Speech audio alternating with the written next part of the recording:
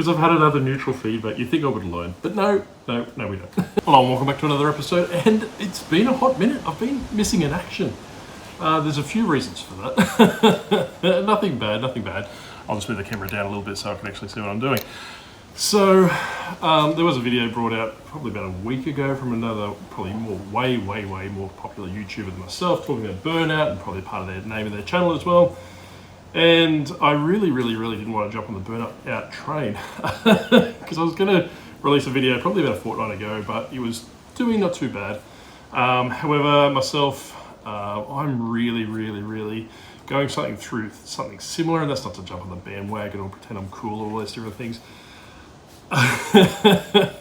So I think in January, when I was trying to do a video a day, plus all the things that are going on at work at the moment, plus the eBay business, I've been trying to do everything at once, and it's literally got to the point where it blew up.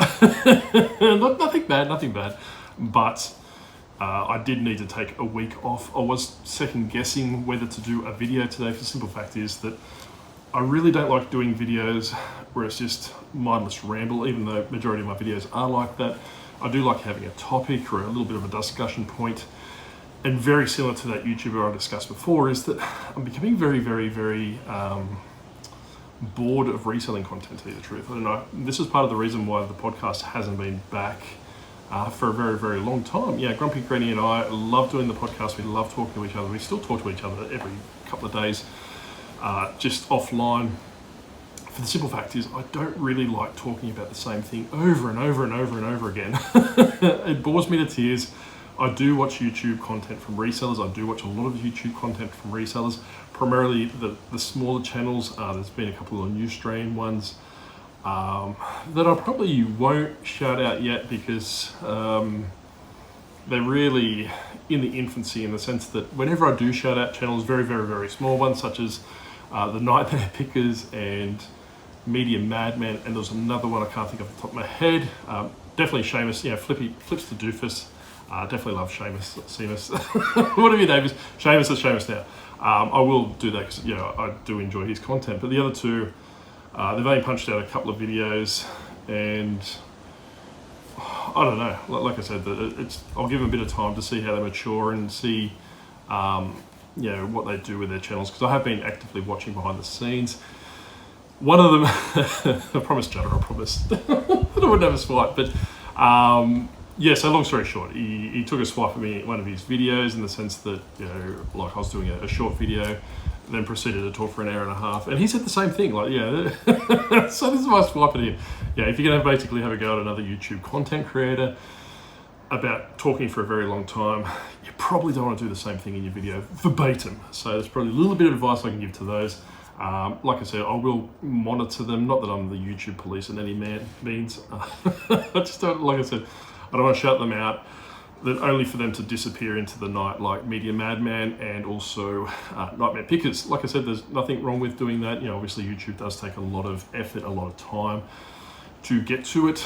But like I was saying, is that we'll keep an eye on them, and we'll probably engage with them in some capacity in the future, even if it's just a shout out or something along the lines of that.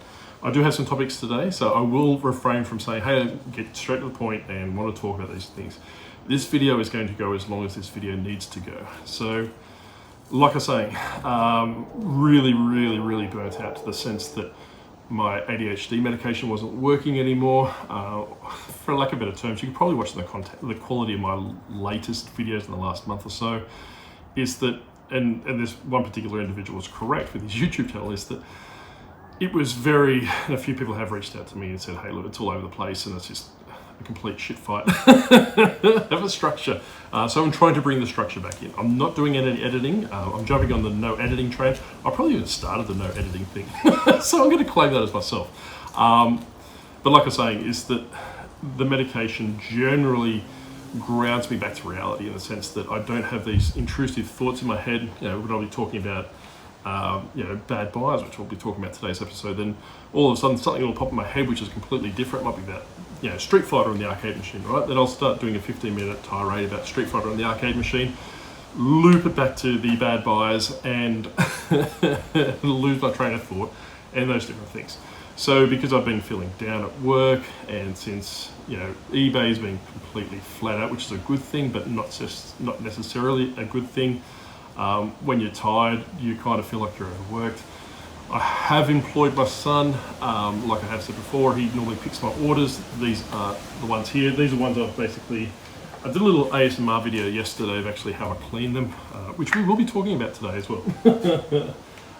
But because of everything that's been going on, my son was helping me pick some orders. Then, long story short, no one's perfect. One of these crates, he pulled it out a little bit, and I'll go grab the crate. Let's put it out of demonstration.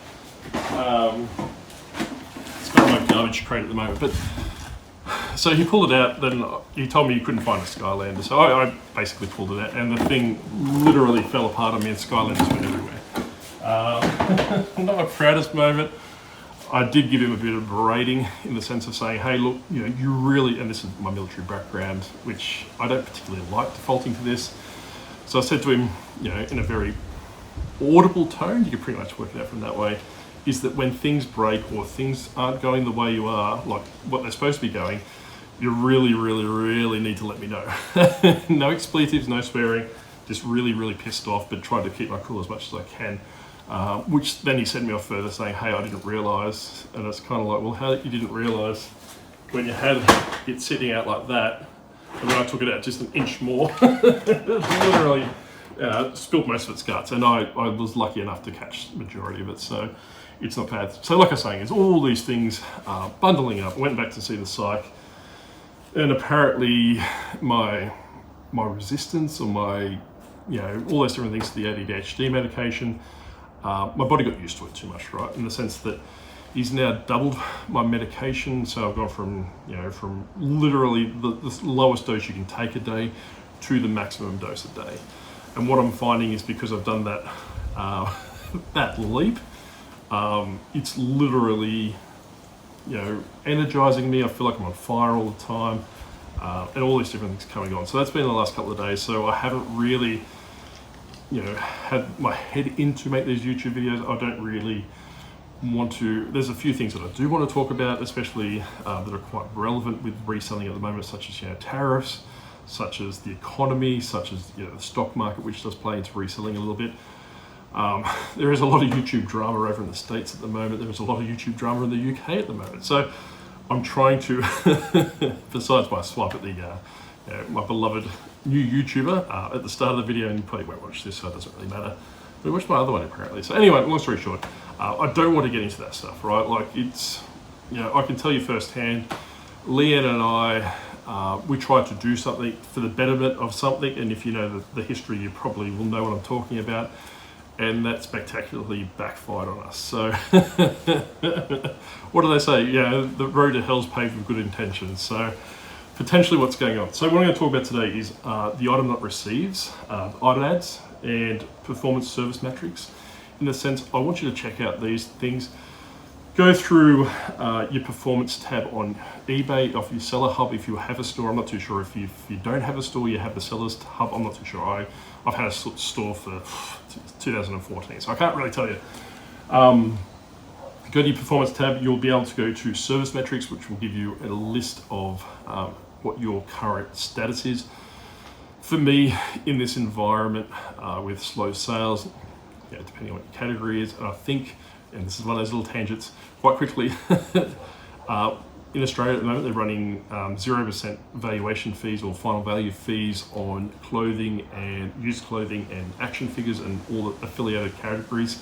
Having sold in action figures and affiliated categories before, this time of the year, so when we're looking at March, April, May, is the dead period, right? So the reason why eBay is bringing these zero final value fees across to my stance is that because the category is dead and they're not getting the fees. So they're just trying to onboard sellers. If you do have Funko Pops, if you do have action figures, if you do have Lego, you do all those different things and sell similar, then you can try and capitalize as much as you can on those listings. So there you go. And going back to the service metrics, I'm getting to that. I want you to double check on it. So keep on mind of you need to be top rated or close as you can to top rated. Keep your late shipment rate to as close as 0 as you can. Me, I really don't know how I got 0.3 0.3, I think it is, or 0.29. I'll flash it up on the screen at some stage. I shipped the day before. So unless it's people saying that the items arrived late, it could be the Brisbane floods, I'm not particularly sure. I'm nowhere near that 5% to drop me back to below standard, and I don't particularly care. And I have said numerous times before, and I will talk about via feedback in a minute, because I've had another neutral feedback. You think I would learn, but no, we don't. Yeah, you want to keep that to 0 as much as you can. Your seller's defects, I'm not too sure what it's called. It's basically where you cancel an item for being out of stock, or you ignore case resolutions. You really want to keep those to 0 as much as you can. And I can't stress this enough. Those two metrics are more impacting on your account on the back end than a negative feedback. So be very, very mindful if you get a return, and I've said this before, and you're away in Bali, you're away in Japan, you're away in New Zealand, you're away in America, I don't particularly care where you are, or you're away domestically. Keep an eye on your returns, in the sense that your return period doesn't necessarily pause or stop because you're away on a holiday or you put your store in time away. You know, you're looking potentially 30 to 60 days, you know, in the future or in the past. So if I sold this character, and probably won't because he's pretty generic, today, this character is probably looking at being on the hook, for lack of a better term, he's a fish, for 2.5 months, right? So if it takes 2 weeks to arrive in Western Australia, which you probably won't, then we've got, you know, 30 days, you know, handling time or return period, or a 60-day return period. So for me, I suppose my, you know, being potentially open to something is about 1.5 months because I have a 30-day return period. But I have seen people with 60-day return periods. So if you are looking at taking a holiday, be very, very mindful of that. Whatever you sell today quite possibly could come back and bite you in 1.5 months' time. So that when a return gets delivered, you have 3 business days or 3 days, I'm not too sure, to inspect the item and to refund it. So if you have items get sent to a parcel locker, if you have them get sent to a PO box, for example, and you're away or you don't have anyone to check that for you, that is being marked as delivered. As far as eBay is concerned, that's been delivered, and you've got your 3 days starts from there. So choose your own adventure. I'm not here to tell you how to run your business, how to run all these different things, but you are, the one thing I will tell you, and I have told you previously, I am speaking from experience because I have been below standard for a very, very, very long time ago, for a very, very similar situation to I am now. Like, I was completely burnt out. I just moved to a new job, just moved to a new estate from the other one side of Australia to the other. All my stock was split between the 2 locations, and I kind of let, you know, my sales drop in the sense that, you know, I wasn't really too concerned, you know, and I cancelled one item, and because I cancelled that item, because I sold it, undersold it, it was selling for $500, I listed it for $89 or something stupid like that. Instead of wearing the $400 loss, which would have been, well, you know, $400 of unrealised gains, it wasn't a loss, it would have been a loss about $100, $150 because it was a $200 set, Lego set. What I should have done is basically wore that $250 or whatever the loss was. For the simple fact is it cost me probably 4 or 5, 6 grand over the period of time, because I literally had to buy Lego poly bags. Those are the ones you see in the shops, which little like plastic bags, about 20 pieces in them, and sell them for about 1 cent profit after postage. Using you know, stamps at this stage, it wasn't a bad thing, because, you know, that my item not received cases for those particular time was very minimal, maybe 1 in 500, where it is at the moment it's kind of like 5 in 100, or 1 in 20, if I do use that. And this is primarily the reason why I'm telling you service metrics at the moment. I'm just going to take a drink of my Grimace cup, it's water, don't worry. I'd rather it be soft drink or anything other than water at the moment, but persevere. If I could think of the Air Force's Latin per astra, or whatever it is, it means, you know, through adversity to the stars. So maybe that's what we need to do. Maybe I've been thinking too small. Like, the octopus should be taking over the universe opposed to the world. I'm not too sure. Going on from there, so that's basically, you want to keep everything top rated and keep as close to top rated as you can. Yes, there are circumstances that occur that you can't handle, or, you know, basically are outside your control, like, you know, flooding, for example. If you are sending something from, Canberra to Western Australia, for example, from one side of the country to the other. And there's flooding in Brisbane. For those people overseas that don't know, Brisbane's directly above me, which is probably just a 12-hour drive, probably a little more. You cannot go to eBay and say, hey, look, the flooding in Brisbane up here impacted me sending this item to here and expect them to fix it. They won't. You're really, really living a fool's errand. And these are the kind of questions that I see on a regular basis in Facebook groups. And I do have them directly to me on Instagram. And for some reason, people message me on Instagram asking me questions like, probably, I'm more than happy to help. Probably not the best person to ask because I don't like overthinking things in the sense, oh my God, where's Tori? Tori, if you're out there, mate, please scream at this bird. I don't like overthinking things in the sense that I get straight to the point. If someone talks to me about Skylanders, I've had Matt reach out in the last couple of days for the Skylanders and I'll talk to him and say, hey, look, get me some more pictures, then I'll buy them off you or something along lines of that. But I kind of steer away from pleasantries, which is probably part of the reason why I have so much trouble at work is that people read too much into things. Like, when going off tangent again, but long story short, if you message me and I respond maybe a couple of words, it's not that I'm annoyed with you or it's not being rude or anything along that. It's an opportunity cost in the sense that if I spend an hour and 45 minutes responding to you on Instagram, that's an hour and 45 minutes that it's away from my family, away from all this.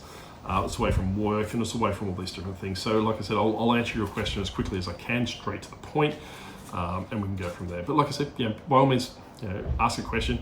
Just let me know in some capacity that you have sent me a message, because there are a lot of messages from me on Instagram for some reason, the pool in the request folder, and I don't even check my emails, let alone check the request folder. So drop a comment on the YouTube video saying, hey, I sent you a message, sent you an email, and I'll get to it because at least I'll have purpose. I know I'm going there.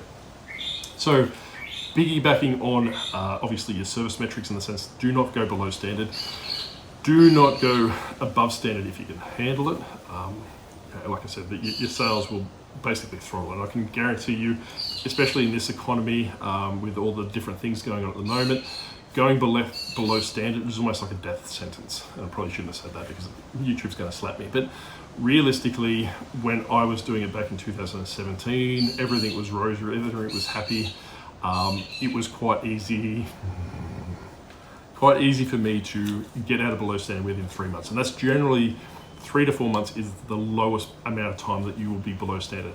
Like I was saying, is that polybags that I was normally making $3 or $4 profit on, I was making 1 cent on, just to get them out to meet the 400 items over a 3-month period, to be reevaluated, to be pushed back up to above standard.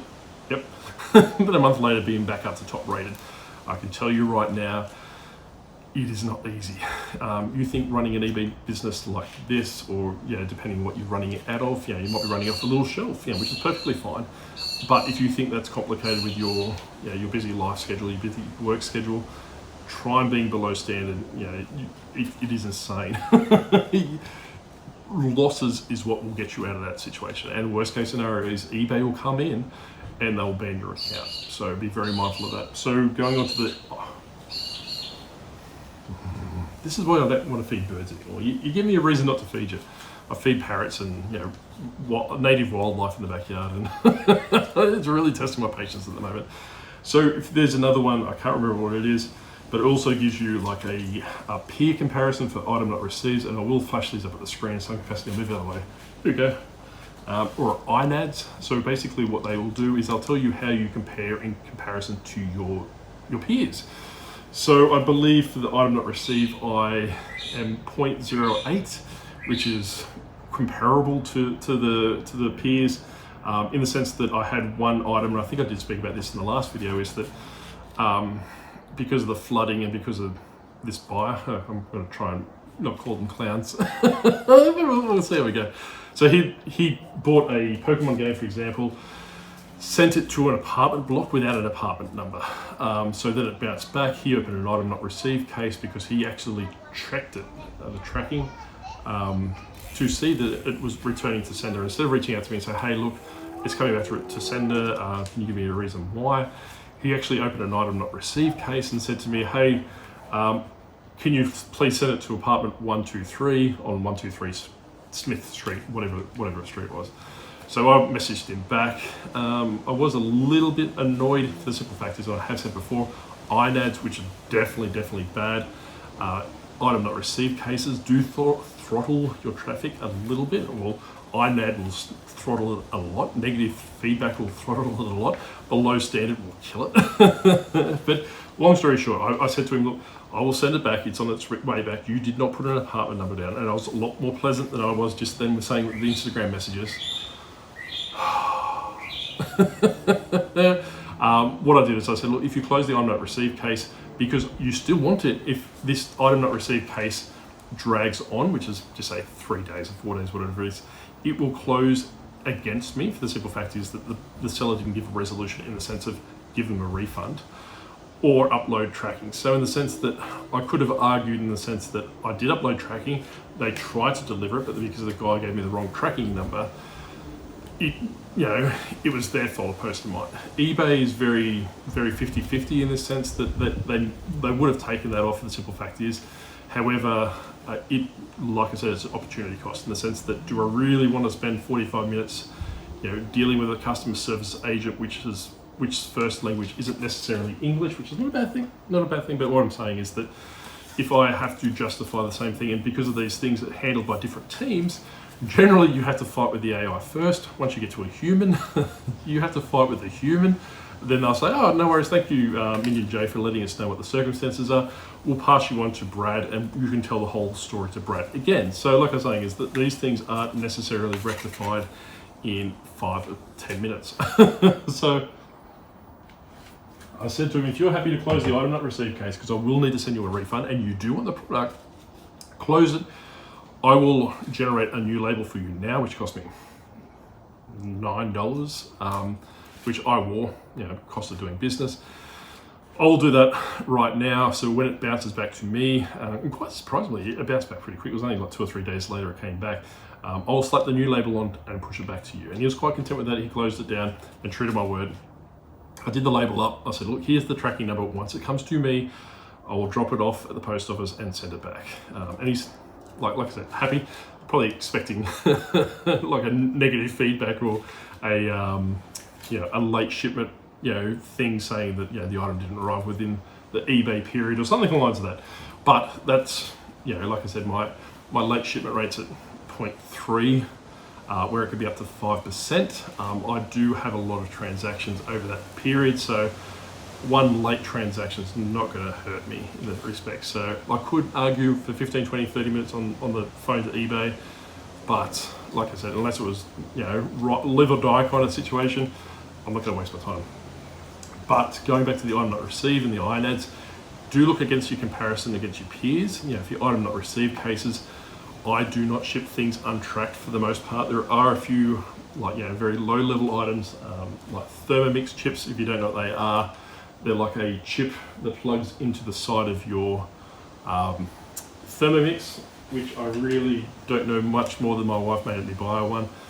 Well, she bought her own, but it's all about the spin. Like I said, it plugs on the side of those. So Thermomix was selling these for $2 a piece. I was selling them for $15. I think they retail for $80, $90 in the height. And I would send them untracked. What I've been doing now, I think I've upped it to about $20, and I'm sending them tracked. Or if it's still at $15, I'm still sending them tracked, because it's not worth me losing my account or becoming, closer to the line, potentially dealing with a scammer over a $2 item, right? So I probably do need to go back, and if I do, I at some point I think I had like 100 or 200 of these Thermomix chips, which have sold over a period of time.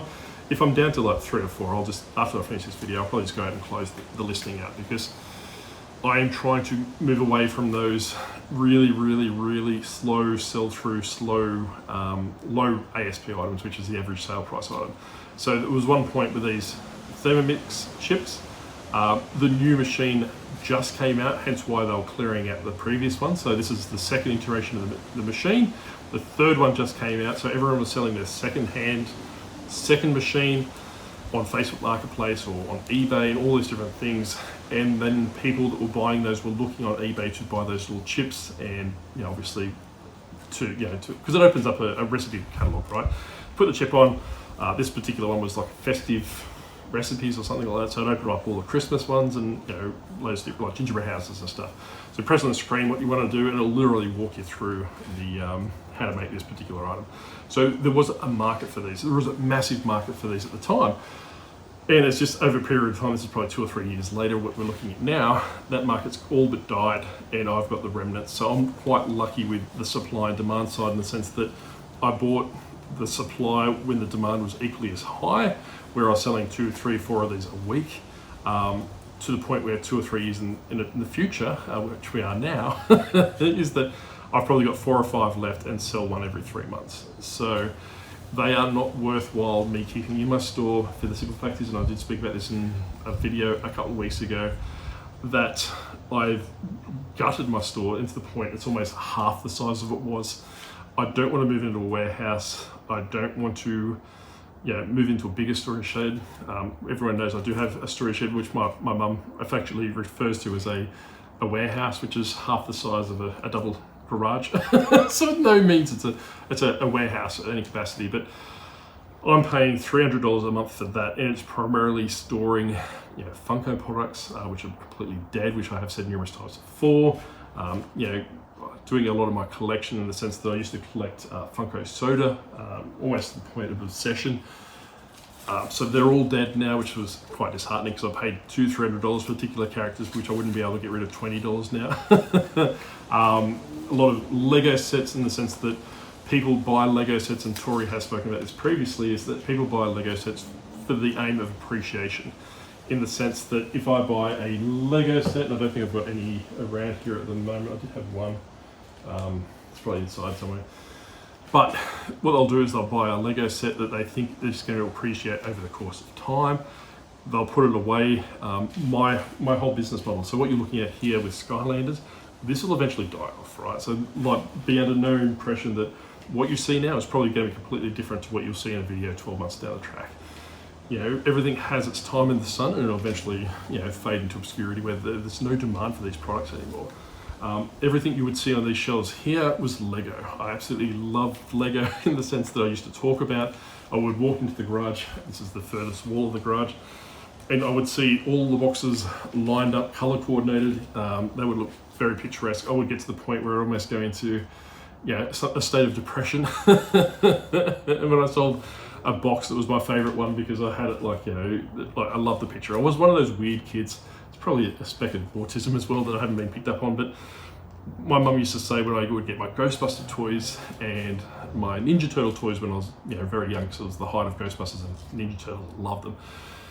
I would spend hours and hours and hours, very similar to Sega Master System games, right? I would spend hours not opening the item up. I would just be like looking at the box and almost imaginative play with the picture on the back. So theoretically, it's a bit different with the Sega Master System games, but your action figures, I think I thought I had some here. No, I don't.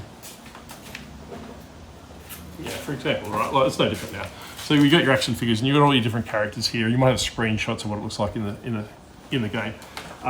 Back in those days, you would have like play sets, like the Ghostbusters would have the Firehouse and Octo I and Marshmallow Man, and the people that got paid lots and lots of money would have it all set up in different directions. And I would look at that and pretend that I'd have all these different things and have imagination play, and just off the back of the box, to the point where they had to keep catalogs away from me, because Big W, Kmart, and all those different shops when we were kids would release a Christmas catalog, which would be very thick.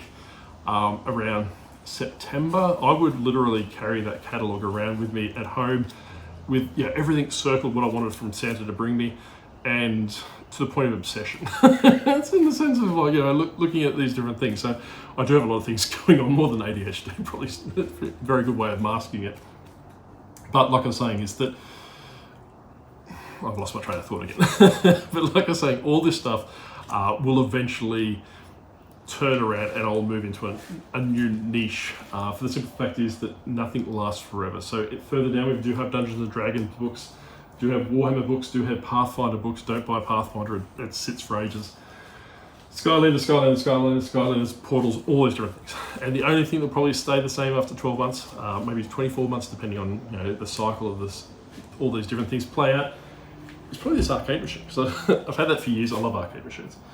So I want to talk about brand building next. So a lot of people might be, if you've fallen across this video for the first time, hi, I'm Minon J. I should have opened with that. I work for the Disgruntled Octopus. This isn't the Disgruntled Octopus. If you're this far in, you probably work out I'm just some idiot that likes looking at back kids' toys. Anyway, so you want to build a brand. The simple fact is, this is what I have noticed. My first foray into eBay, and I have spoken about this previously back in really, really early 2000s, when a seller could leave someone negative feedback. So as a buyer, right? So a seller could leave a buyer negative feedback for a myriad of reasons. And I don't remember people either caring or, that eBay would remove it. I can't remember.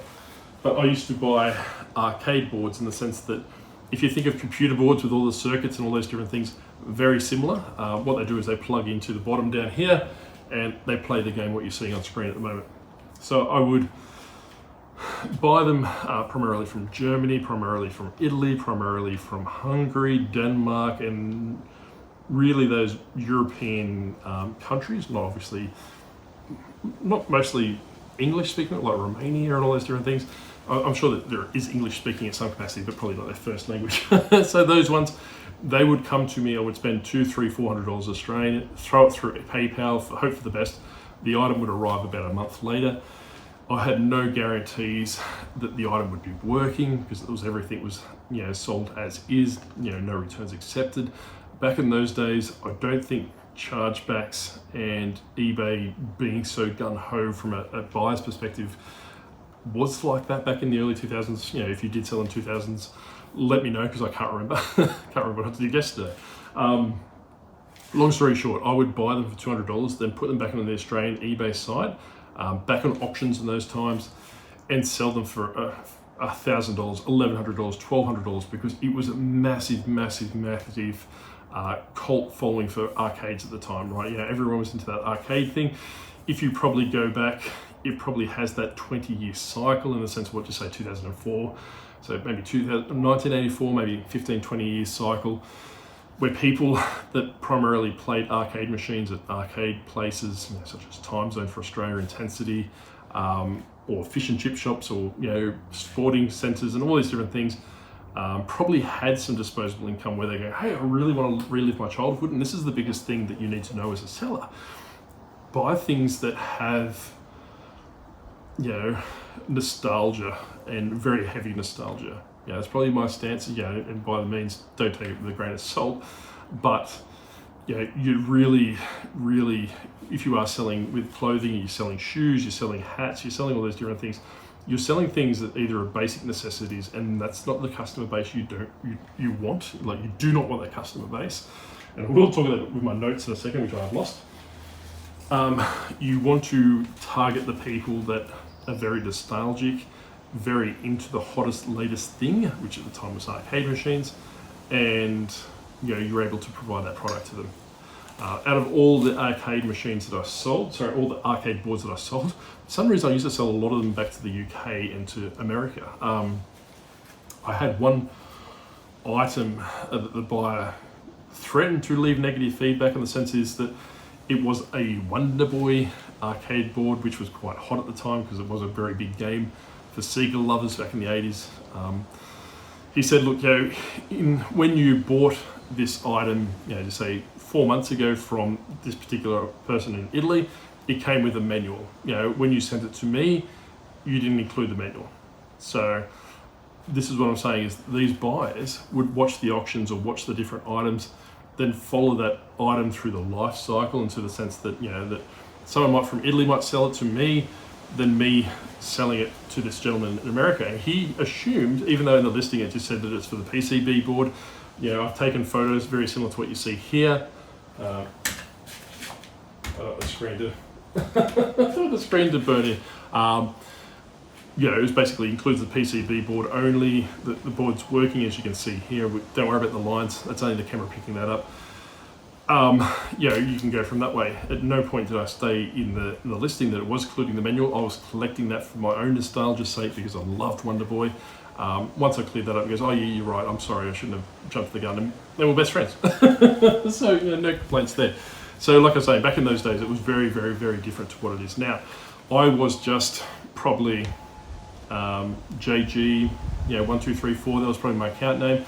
I didn't have a brand presence in any capacity. I did jump into forums, and I have said this before, is when you do sell on eBay, if you are selling in a niche like this, or whatever you want to sell into, jump into Reddit forums, jump into Facebook groups, jump into anything like that. You can even be a silent participant. You don't really need to be too interactive in there. And just suck up all the information you can get, because it gives you a competitive edge from a selling perspective.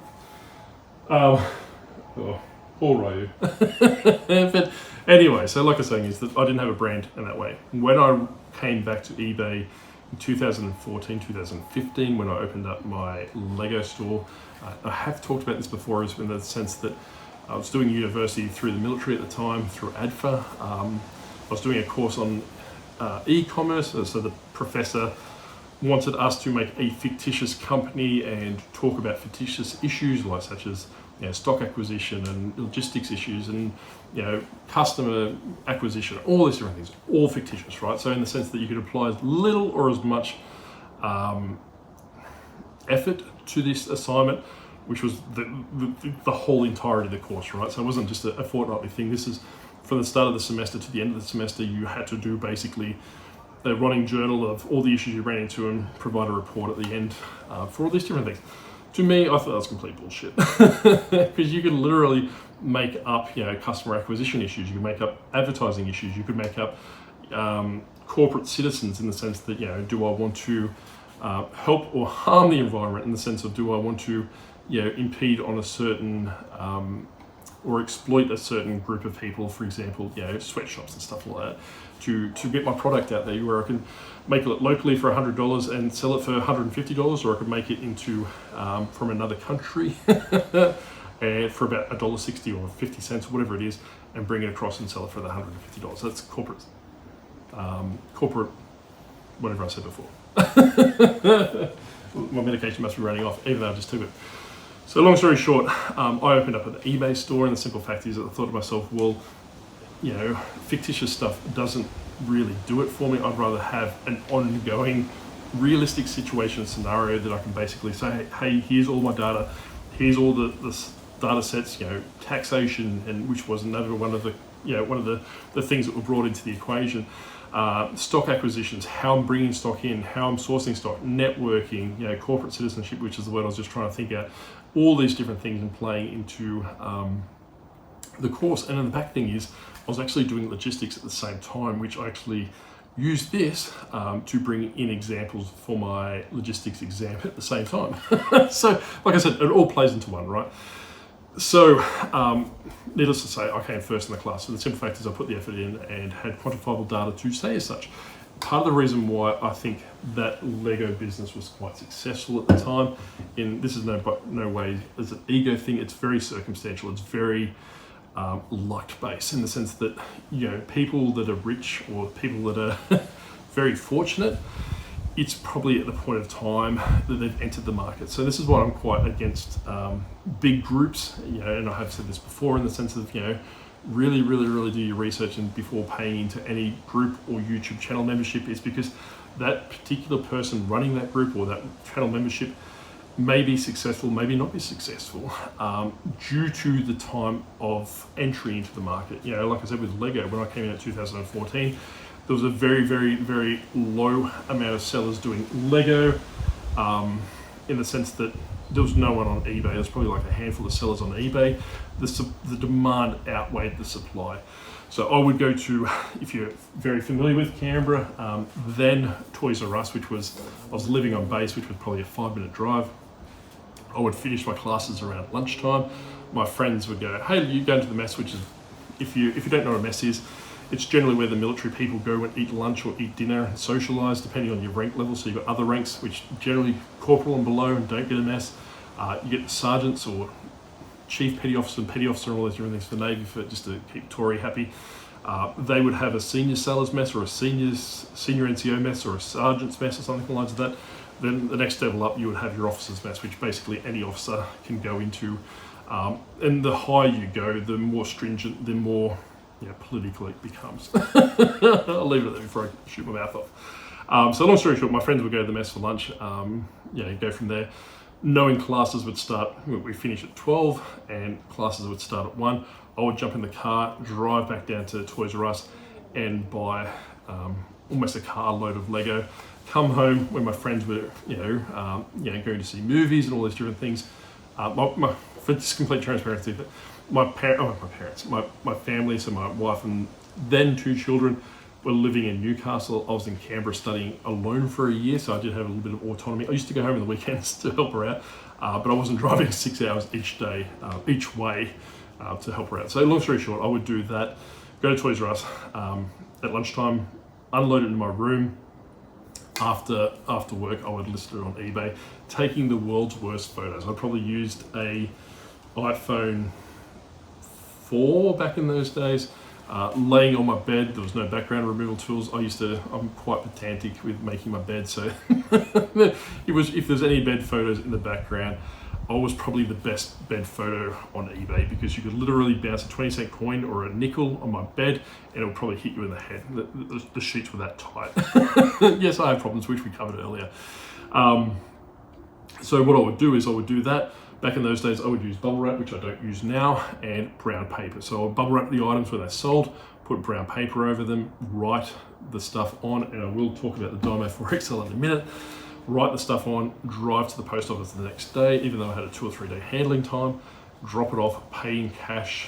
So I wasn't aware, or I don't know if there was a Australia Post business system back in those days.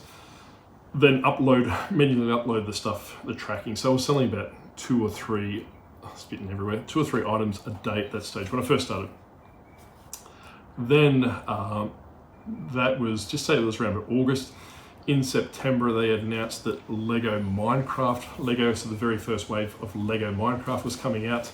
So what I decided to do now is actually give my eBay store a bit of a branding thing, which is tying it back around to what we were talking about before, to coincide with this Lego rush, right? So what they told everyone is that the Lego is coming to retailers with effect this January, so after the Christmas period, because they could not fill demand for Minecraft. Minecraft was, boiling hot, red hot at this stage for everything, except for a fat Jack Black action figure, which I love teasing my son about. But what happened is, if you actually went onto the Lego website, you could actually spend $100, I think it might have been $150 back then, to get free shipping. So it would actually come from the UK, so the warehouses in the UK, you would buy $150 worth of Lego, get free shipping. They would drop it off my mess, in the sense that, when going back to the military thing, if you live in a mess, which is generally, if you live on base, you generally say, I live in a mess, in the sense that MESS, same as a pigsty, but it's generally your house. So they would take care of your postage. They would take care of, I used to have a cleaner come to my room, which is utterly ridiculous. We're in the 2000s, we're not in the 1960s and stuff along the lines of that. So I used to tell them, look, the room's spotless because I have problems. Cleaned the bathrooms, cleaned all the restrooms and all those different things, cleaned everything to the inch for life. By all means, if you have 15 minutes room, allocated for this room, by all means, sit down, watch TV, take a break, whatever you want to do. You don't need to clean. I've done everything. But going back, so Lego would ship this Minecraft product to me in Canberra. I would put it on eBay as a pre-order at the time, in the sense that I would say, for example, $29.99 was the base set, for the zombie cave, for example. I would put it on there for $74.99 and say, this item is currently en route. It is expected to arrive within 20 business days of you placing the order. Once the arrival comes, it will be packaged up and sent to you straight away. I would have sold thousands and thousands and thousands of those Lego sets, to the point where my boss at the time, which is a good friend to me now, said, look, Josh, you can't set it here anymore, just because you are literally blocking off everyone else's access to the parcel lockers.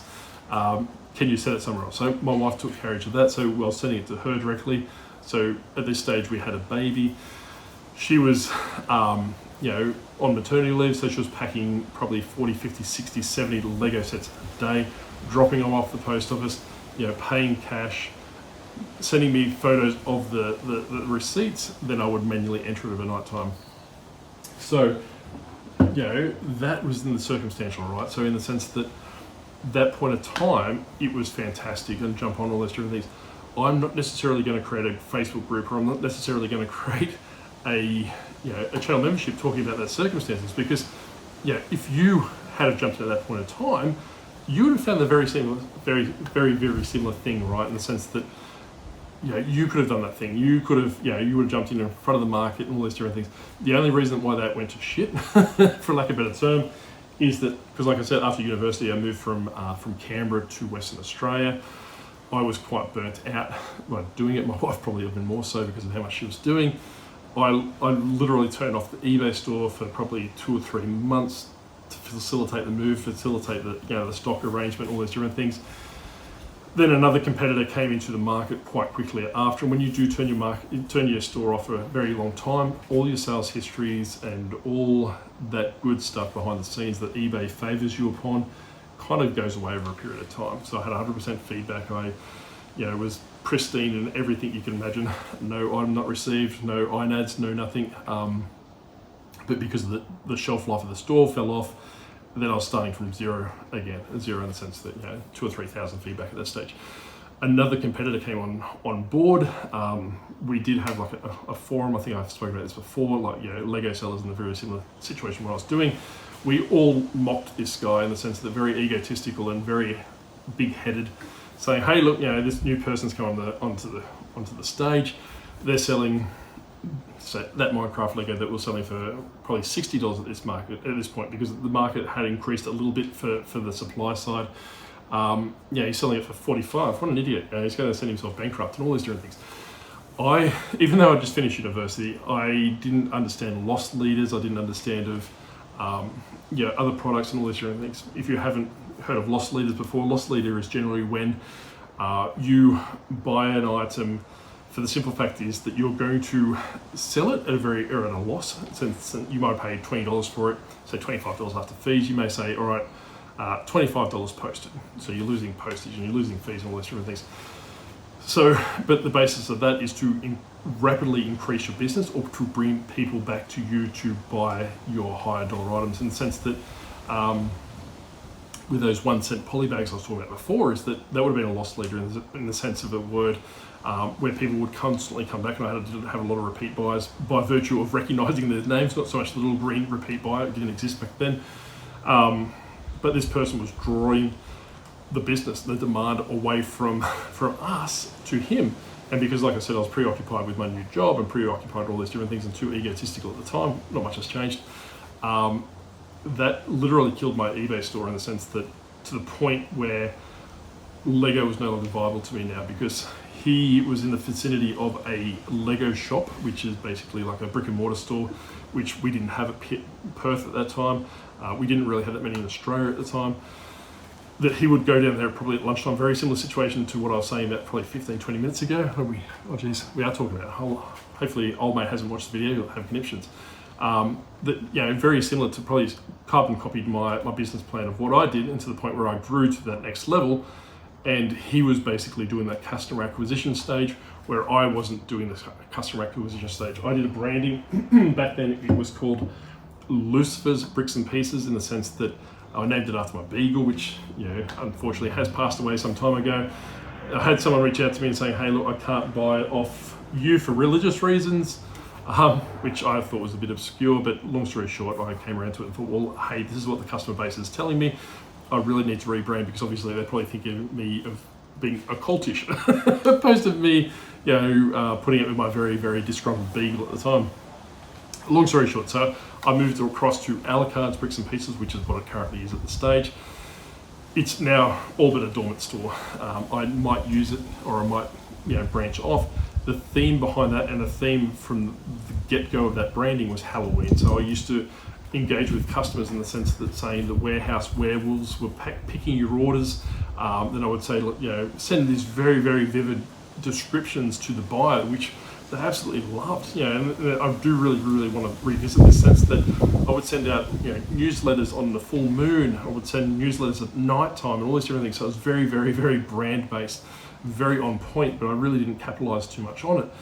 in the sense that I would write saying, now I just go, items posted. I don't even engage with the people, which, right or wrong, who cares? Back in those days, I used to email individually and say, hey, look, the warehouse wearables have packed your order, so I'm passing on to the zombies which are shambling towards the post office as we speak. If you listen very carefully, you could hear the screams of horrified onlookers or something like that. So like I said, it was very, very, very Halloween, and to the point where I was going to do a Halloween sale. So the week leading up to Halloween, I was going to do 20% off the store, which at that time I didn't do any sales. But where I would probably dress in character as a vampire, because that's the character's name or the character's stance, and drop parcels off locally. So is in character. Yes, I have problems, but because of the branding and because of all that strength of that thing, that helped the store. That helps that store survive compared to other people that were in that group that I had mentioned previously, where they did die off because they were refusing to adjust with the times. They were refusing to acknowledge new entrants to the market. They were refusing to get on board and change their processes and change up things and change pricing and stuff along the lines of this. So realistically, it came to the point where it's this gentleman who is still killing it and me, which is lagging behind. Yes, I do enjoy Lego. I used to love enjoying Lego. And this is what I said before, is that I didn't move quick enough. I didn't pivot quick enough, which almost, in essence, did kill the business from that time. The Disgruntled Octopus, which was what I'm running at the moment. So you're probably on this channel, if you've been watching for a while, you probably are aware of the Disgruntled Octopus and his world domination aspirations.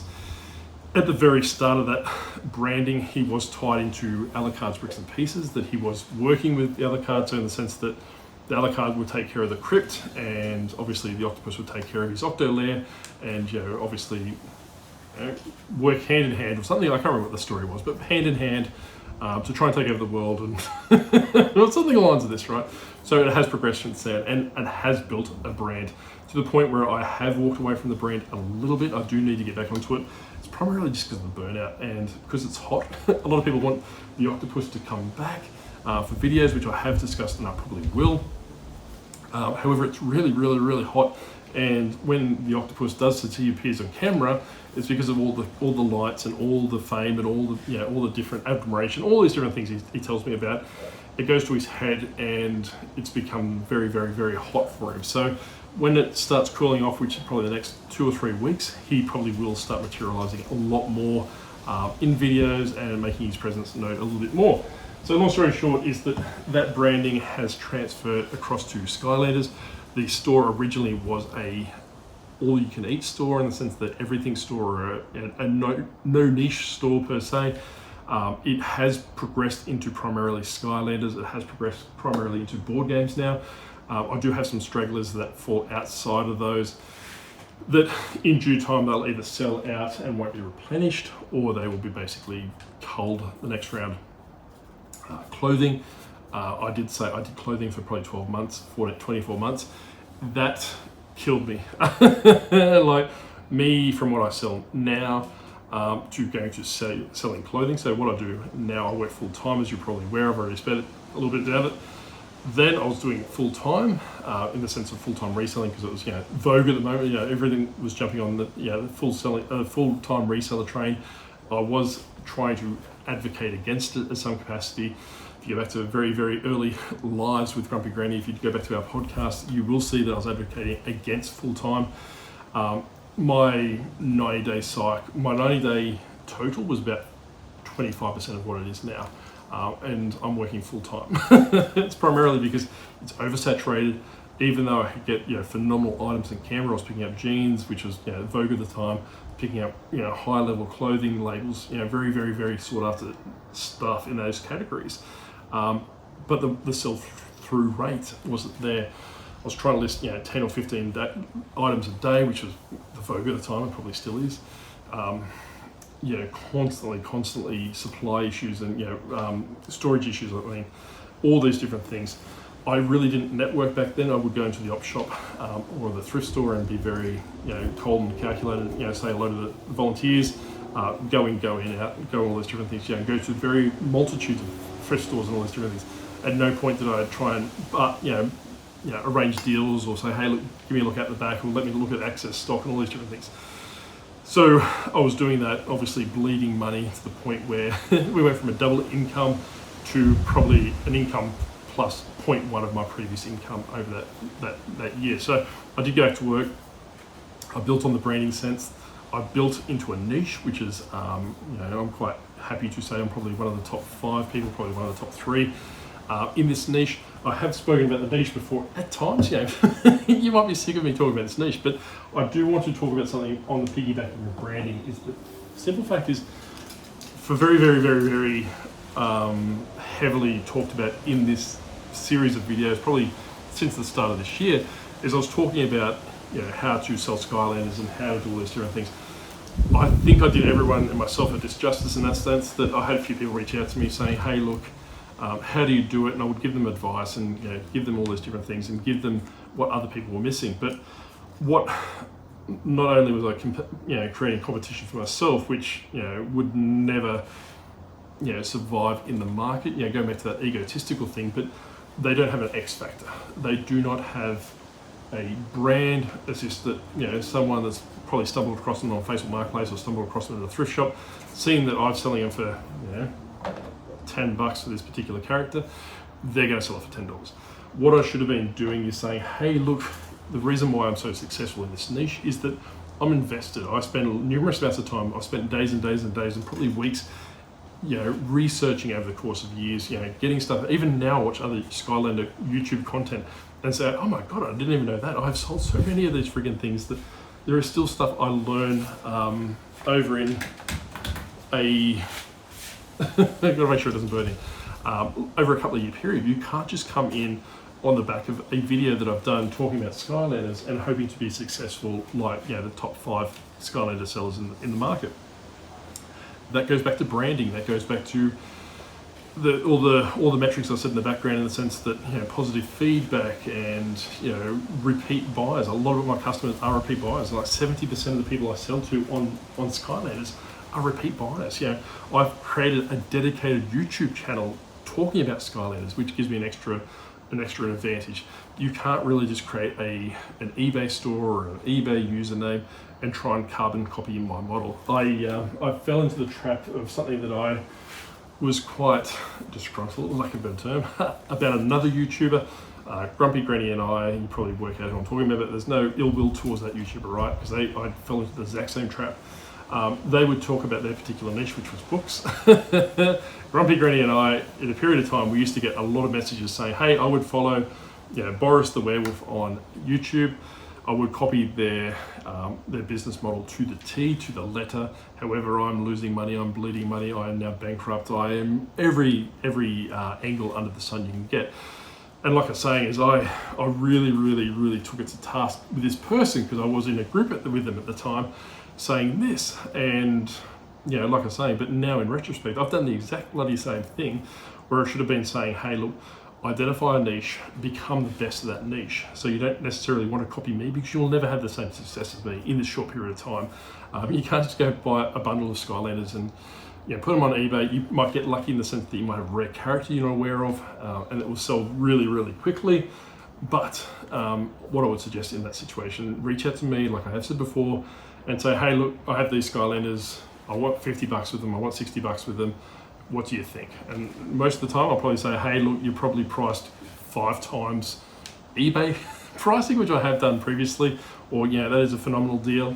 There's probably about $1,000 worth of Skylanders there. I'll give you $200 posted, which I have done also. So like I said, I'm my biggest fault is probably telling the blunt truth, in the sense of saying, I don't want to undercut you, in the sense of lowballing. Yes, lowballing $200 probably could be seen as lowballing, but a lot of these people probably pick them up on Facebook Marketplace at $50, or the op shop or thrift store for $20. So they are making a profit. However, I have to take into consideration, like selling the products and obviously testing the products and returns and taxes and all these different things. So that $800 profit margin does shrink quite considerably when you take away promoted listings, eBay fees, all those different things. But like I said, $200 to them, instant cash, off they go, easy days. But you really, really, really want to avoid YouTube content creators that speak about their system. Like they do. Some people do mention it now. It's primarily what their journey or those different things. I literally unsubscribe or I turn off videos now and probably block them on YouTube, if that's the thing, that basically say, hey, look, go and buy, DVDs because A Country Practice is worth $100, or, Blue Hills is worth $200, or this is this, and, like they're actually pushing you down a niche to go buy them. Where I have said probably from the start, probably didn't put the angle across properly, is that sell them to me and I'll deal with it. I'll give you, we'll cut each other, I'll cut you a profit, then I'll basically take it off your hands. Don't try and compete with me, which a lot of people took offense to, in the sense that, that resellers in groups, and primarily in Discord groups, what I do find is they all think it's a happy family. They think it's, everyone's, sunshine and rainbows and high fives.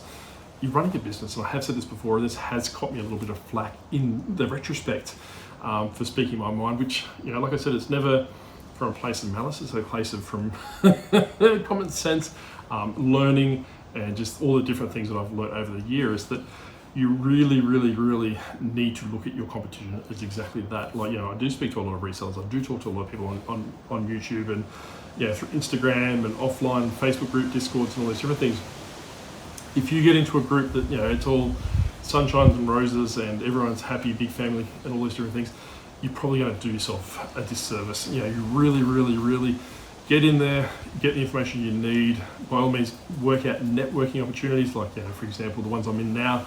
If they come across Skylanders, they'll basically go, all right, Minon J's person that reach out to Skylanders, he will give you a really good deal. Or I will give you a bit of a reality check, in the sense that don't go out and buy $50 worth of Skylanders and come back to me and say, hey, look, I want $200. When I say, hey, realistically, eBay listed value is about $15, you got hosed. So by all means, like I said, if you have the aim to sell me your Skylanders, reach out and talk to me, and ask if if it's worth going to pick up, and I'll say, hey, look, like I did with Matt yesterday, send me some better photos. Then it might cost you $50, but depending what's in there, I might give you $150 posted. So realistically, he's doing the picking for me, and I'm skimming off the top. And he has done that in the past for me, which is fantastic. If you're coming to me, to pick my brain for a quick dopamine hit, in the sense of saying, hey, look, what's this character? How much is Starstrike going to go for? And how much can I sell it for? All these different things. I'm probably going to ignore you or block you or something like that. And the simple fact is, like I said, going back to that opportunity cost, why would I want to be competing, creating more competitors in the market? When, like I said, there's that, if you paid $1 for it, sell it to me for a couple of dollars, make a couple of dollars profit, rinse and repeat, use that networking opportunity. Don't try and compete in the sense that, it's going to be more problematic in the long run, because you don't have that sell-through rate, it's very windy here, you don't have that, that background metrics that say that you are reported very highly from eBay, for selling Skylanders, selling Toys to Life, selling all these different categories. Because generally, over the period of time, you need to generate that background knowledge from eBay, I suppose, metrics, to get picked up and obviously go from that way to selling products. And I do check Skylanders on a regular basis, and I do see the same people ending sell similar every day, especially on variation listings. Do not do that. Or products just being repeatedly cycled every 30 days because they're either too priced or too high, which is most of the time, or they're really, really bad photos, or they've got in the title they're untested. Why are you selling a product that kids are going to play, wanting to play? As soon as they get to the thing, they're going to get it from the post office. It's going to take them a week to get. They're excited. They're salivating. They're excited. Like I said, a lot of people that I have dealt with locally that have bought these things, who have bought them off it, these are like children to them. They're a part of their life. They're a part of their family. They're a part of their existence. And you sell a Skylander to them that hasn't been tested, and you're a world of hurt. Which I suppose, to loop back around, I'm not perfect. So I actually had a buyer leave me a neutral feedback today, saying that the item was dirty, the item had paint chips all over it, but it's still working. He's very happy because he cleaned it. I have in my listings that they are used items. They may have minor imperfections, and I have shown you previously what I look out for. I have done a video on the other channel, like cleaning them, what I normally do. But the particular item that it came out in 2012, and we're now 2025. It's 13 years old, which is not an excuse on my part, but like I was saying, is that a couple of other things that he attributed to his displeasure, which was the cost of the item, which was $10. but the postage and the taxes, because he was in America, he had to import it.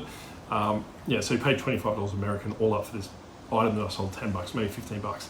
But the simple fact is, the sales tax and the shipping, it's not on me. That's his thing. And like I have said before, is that if I get a new batch of Skylanders in, and this one's got a lot of paint chips to the point where it's still playable, and this is like a $3 character, I will take a new photo of that one to make the base character. So when you open up the listing, all the photos you see in my listings are of the characters. This one might have more paint chips, so that becomes the new photo for that one. So that not necessarily be the character you get, because if it's the last one, it's probably going to be the character you get, right? But if I've got numerous of other ones, and I've probably got 20 or 30 of this character, he will go into like an emergency bucket, which I don't really talk about, in the sense that they are the worst of the worst, but still passable from my standards, which is quite high, to be basically drawn down on if it gets to that desperation time and I can't get that particular item back in stock. So like I was saying, is that I did respond to this person. I was going to get him to request it, but he, like I said, he used a lot of the buzzwords that eBay don't like, in the sense of saying, buyer's experience, buyer's feelings, buyer's emotions, buyer's everything. So this guy was quite savvy in the way he worded his feedback. The character wasn't particularly that bad.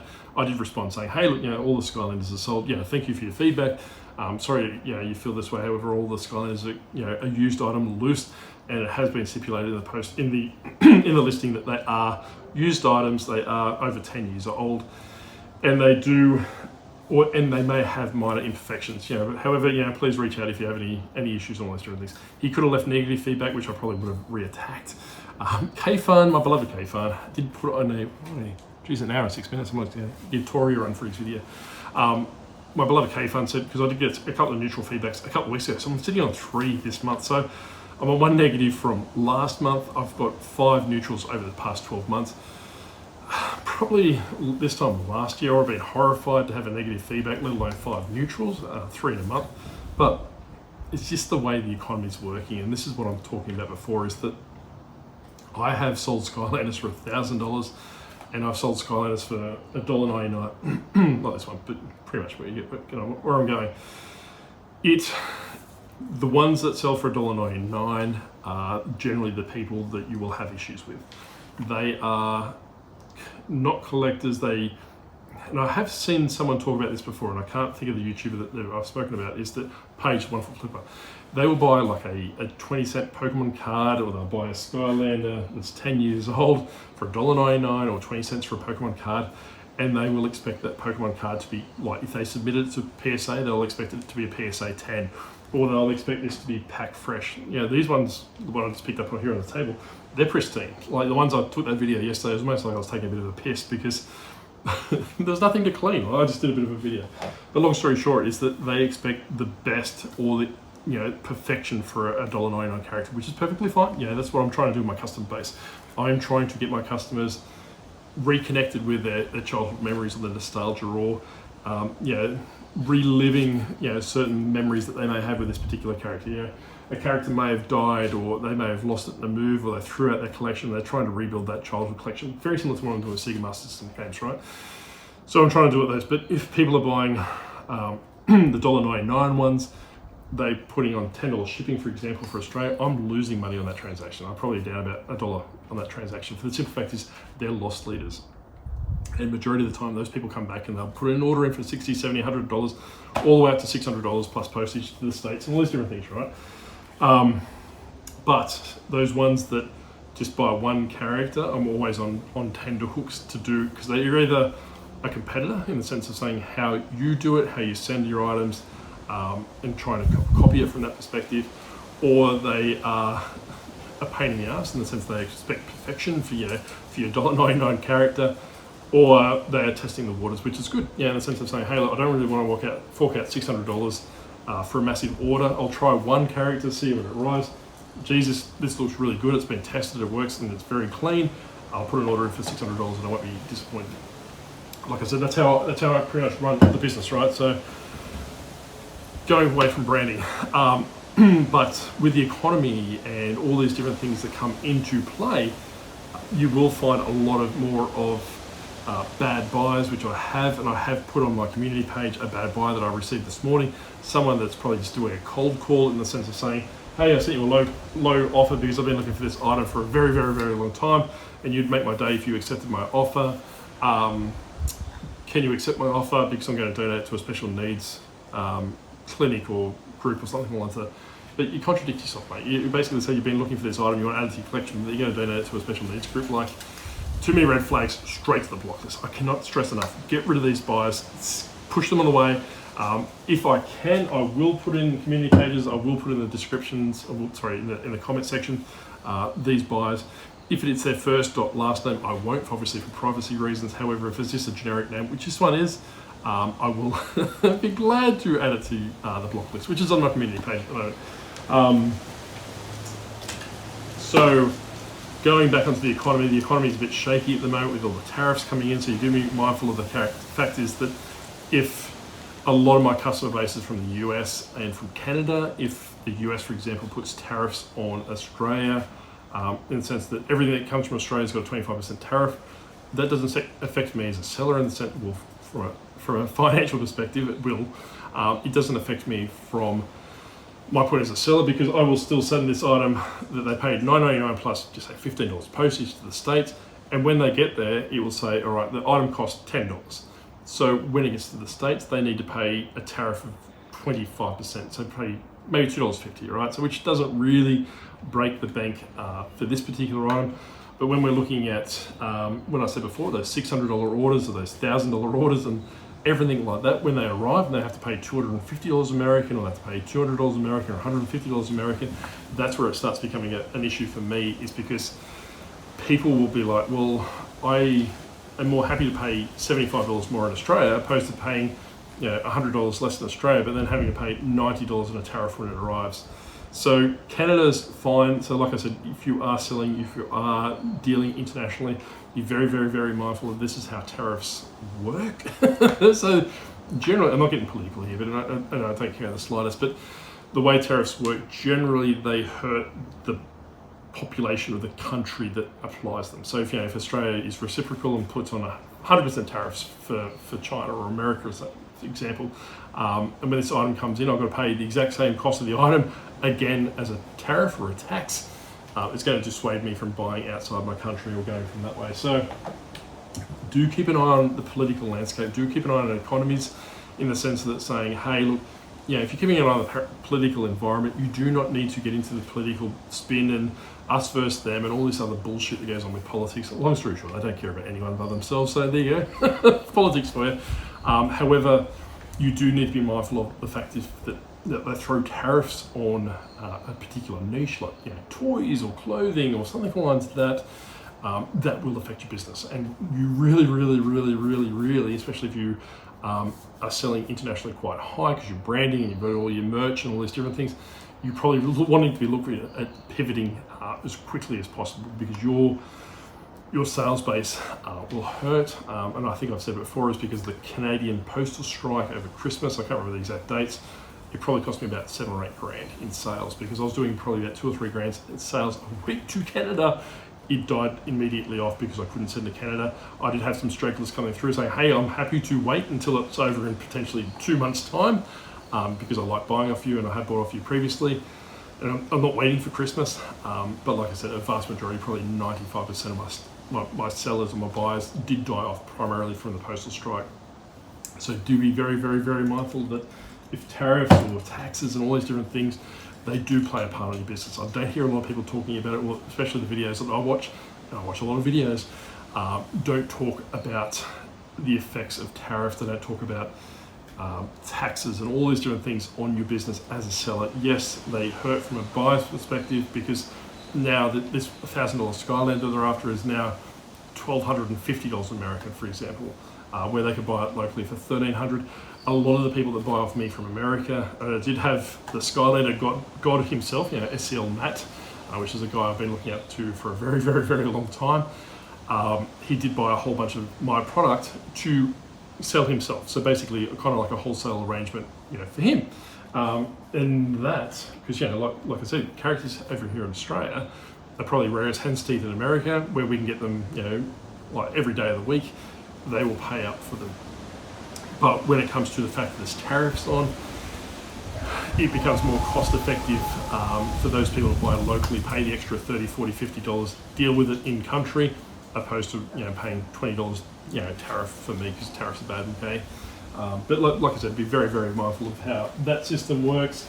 The economy being very shaky at the moment, people are looking for very quick dopamine hits. If they got very low cash reserves, or they got very low, I can't think of the word, disposable income, there you go, they will basically reach out and buy a very particular cheap item that they've been eyeing off. They might be looking for a $1,000 Dungeons and Dragons book, right?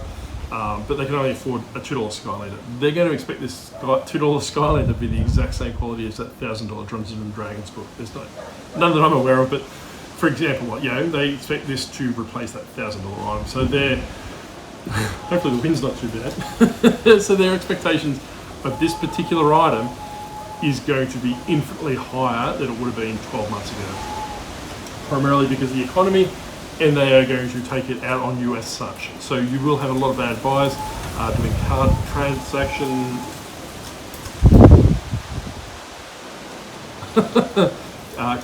Basically negative feedback, INADs I not received, credit card chargebacks, PayPal chargebacks, all these different things will come into play because the economy's gone to shit. So you will find a lot of your scammers coming out in the woodwork. The simple fact is they want these items almost to the point where it's impulsive that they have these items, but they don't have the cash flow, or they don't have the disposable income to pay for them. So they will resort to other reasons and other methods of getting them. So be very, very mindful. That's why I strongly advocate blocking anyone that has fallen into those categories previously. Then I've talked about blocking buyers after 2 or 3 messages, tire kickers and all those different things. If they've got a track record of leaving negative feedback, instant block. There was a video that I was just watching quite quickly before I started, PDX Picker, Chris, exact case study as to why I want you to block these buyers. So what I'm going to do is I'm going to actually put this video in the description field. I'll put the video in the comments. I will tag Chris, PDX Picker. I have been watching him for a while. Block this person, block this type of buyer. This is exactly what I'm talking about in regards to bad buyers and what is become more common because history repeats itself, right? I have seen this previously and it's going to become more and more common. So, product knowledge. And that's it. 1 hour and 17 minutes and 10 seconds. So let me know what you think of this long form content. I know a lot of people don't like the longer form stuff. They like the short, straight to the point stuff. But I thought I'd give a bit of an idea of where I've been, what I've been going through, hopefully going forward as well. Like I said, I am tiring of speaking of reselling because it's becoming very monotonous. Same thing in or out, or there's this person did this, or this person's selling or whatnot, this person's doing this, bad buyers, buy this to sell it, bolos and all these different things. It's very cyclic, right? And it's becoming very, very boring to me because the simple fact is I hate talking about the same thing. There's only so much I can talk about before. I'd rather ignore the camera and go play the arcade machine. So let me know in the comment section below what you think. Have you had more non-paying buyers? I have seen an increase in non-paying buyers. Have you had more bad buyers statistically coming through? What your metrics is like? Are you top rated? Are you not top rated? And anything else you want to talk about. But like I was saying before, is this when you watch content creators like myself, or you watch people talking about bolos or flashing sold comps up on the screen, there's nothing wrong with that, but just be very mindful of that. That's a snapshot in time. If you're watching that video 12, 24 months later, that item may have saturated the market. Look at the view count at the bottom. If that video's had 2 million views, that item's probably going to not be a bolo anymore. So just be very, very mindful. Don't carbon copy people's business model. Don't copy their niches, because the likelihood of you being able to jump into that niche is probably very minimal or non-existent. Unless you know these things back to front, unless you are willing to do the hard yards for the very, very, very long time, I would suggest jumping into something that if you're an avid video game player, if you're an avid death metal death head, I don't know, CDs, this banned sludge. Hopefully there's no banned sludge, they'll try to come after me. Basically one of their members died, and all sludge DVDs are going, or videos or music DVDs, CDs, whatever they are going through the roof because this particular person died, or unfortunately, that's the niche you want to be in. Obviously if you know something back to front and there is a market for it, jump in there and become the person to go into that market. Become the person that they want to go from, brand into that one. Sludge lover, 69 or something along lines of that, and then branch into there and go from that way. But let me know in your comment section below what you think, what niche. You don't need to tell me what it is, but have you thought of a niche? Have you thought of marketing? Have you thought of branding? Have you thought of pivoting? What would happen if, in the situation, if your particular items, used clothing, had a 50% tariff slapped on top of them? That market's probably now dead for you. So be very, very, very mindful. Always be keeping your eye on the prize. Don't bury your head in the sand. Don't jump into groups. Don't pay YouTube memberships for all these different things. But anyway, that's it for probably however long. I might be back tomorrow. I might be back next week. I haven't worked it out yet. Like I said, that I am focusing a little bit more on my other channel, which is obviously generating me sales and talking directly to my customer base. But let me know what you think. Give me a reason to come back. We'll leave it there. Bye.